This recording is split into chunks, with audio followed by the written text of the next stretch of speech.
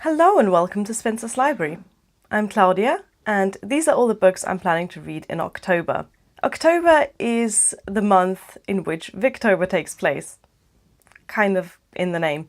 Victober is a readathon all about Victorian literature. This is hosted by Lucy the Reader, Katie from Books and Things, Kate Ho and Ange from Beyond the Pages. And I am very, very excited to be taking part. I love 19th century classics, so Victorian literature is right up my street. And a lot of the books that I am going to be reading were already on my TBR and have been there for quite a while. I'm also planning to do some Victorian literature related videos on this channel, so throughout October there will be at least one Victorian literature themed video every week on this channel. There are 5 challenges plus the group read-along, which is Wives and Daughters by Elizabeth Gaskell. I'm not sure if I am going to be reading along with that because I feel like I'm going to be busy enough with the 5 books I've picked out for the challenges. But before we get into the books I am actually going to read, I just want to give an honourable mention, a shout out and a recommendation to Jane Eyre by Charlotte Bronte, which is the one book that fulfills all 5 challenges. So if you want to take part in Victober, but you're not sure about reading 5 different 19th century classics, you can read Jane Eyre and then say that you have met all of the challenges. Let's go through the challenges one by one and then I'll tell you which book I'm picking out for those. The challenges are constructed in a way that means there is quite a lot of flexibility, so a lot of the books that I'm reading would actually fulfill more than one challenge. The first challenge is to read a book that was written by one of the 4 hosts' favourite authors. So that's Charles Dickens, Thomas Hardy, Elizabeth Gaskell or Charlotte Bronte. And I have picked North and South by Elizabeth Gaskell. I have not read any books by her, but especially Katie from Books and Things is a huge fan of Elizabeth Gaskell and she's been talking about her books on her channel and that's really made me want to read them. So I've heard that North and South is a pretty good one to start with. Katie likes to describe this one as Pride and Prejudice but with Mills, and I just love that description of that. This is also going to be a buddy read with Andrea from Infinite Text. I've been enjoying Andrea's video for a while now. She's a fantastic booktuber. She always has some really interesting things to say about books and especially about classics. So I'm very excited to be reading North and South with her and just see what she has to say on that because she's always so intelligent in her opinions about books. Yeah, as you can see, I'm a huge fan of her channel, link down below. The second challenge is to read a book that was published in the first or the last decade of the Victorian period. So the Victorian period, of course, being the reign of Queen Victoria from 1837 until 1901, which was when she died. And my pick for that is The Picture of Dorian Gray by Oscar Wilde. This was published in 1891, so it's just in those last 10 years. And this is one of my all-time favourite classics. I have read this many, many times, but I haven't read it for about 5 years now. I definitely read it a lot more when I was younger.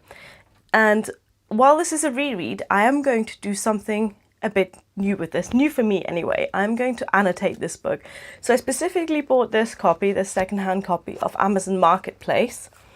And I don't normally annotate books. I don't ever write in books. It's really weird. I know people do that and I know there's a lot of value in it.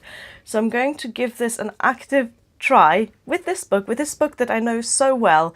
I'm going to try and annotate it. I might even take some notes and I'm just going to see what I get out of basically defacing a book.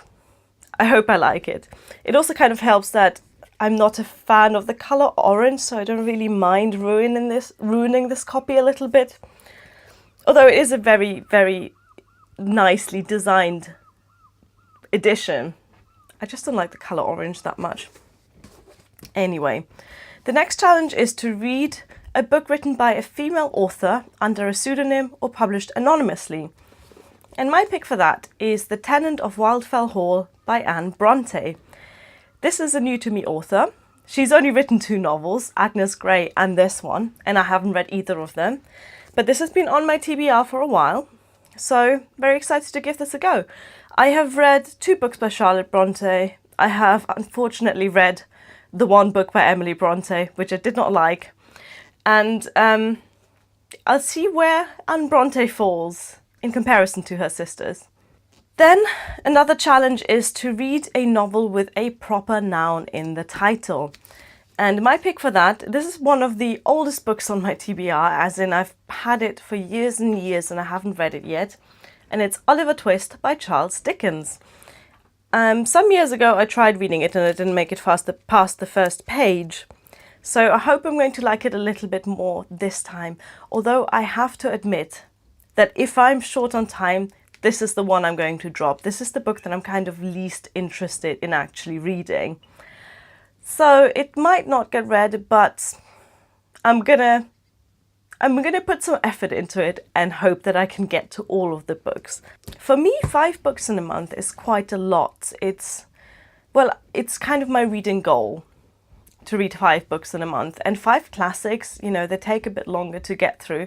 I'm not sure if I am going to be able to fulfill all of these challenges, but I think I've picked a TBR that's intriguing enough for me that hopefully I'll want to get to all those books. But again, if there's one I'm not reading, it's Oliver Twist.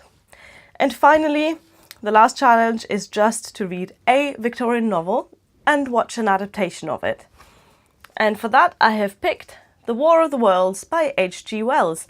As you can see, this is the same, from the same publisher, which is the Alma Classics edition. It's the same one as the Picture of Dorian Gray, but this one's slightly less orange, which I'm quite happy about. Anyway, I've not read any H.G. Wells. I'm generally quite interested in classic dystopias. So I've read a few early 20th century dystopias. I've read one 19th century dystopia, and this is another one. This was published in 1897, so right at the end of the Victorian period. And yeah, I'm quite interested to see how that goes. I think this is probably a book that started a lot of science fiction tropes and cliches and stereotypes and archetypes and all of those things that we know from science fiction literature, but they were brand new at the time when H.G. Wells wrote them. I believe there is a sort of modern 21st century adaptation of it. As you can tell, I'm not very into film, so whatever. There's also a very famous radio play adaptation, so I might listen to that one instead of watching the film, or maybe do both. We'll see. I think it depends on how much I'm into the story. If I don't enjoy the book, I'm probably not going to bother with the adaptations. Also, sorry about the shaky camera. Beetle was just hopping all over the desk just now. Beetle's my cat, for those who don't know. So, this was my TBR. Here are all the books together. I think this is a pretty good selection of books, and I'm very excited to get to all of those in October. I'm particularly excited, again, about my buddy read with Andrea. I think this is going to be so much fun. So let me know if you're taking part in Victober, and if you're reading any of the books that are on my TBR, or if you've read any of the books that are on my TBR that you want to recommend or maybe even warn me about. Because all of them, apart from the Picture of Dorian Gray, are completely new to me. So yeah, I'm just so excited about Victober. I'm gonna be talking about it a lot. Thank you for watching. Bye. Someone's broken into the Crispies. Was that you, Beetle?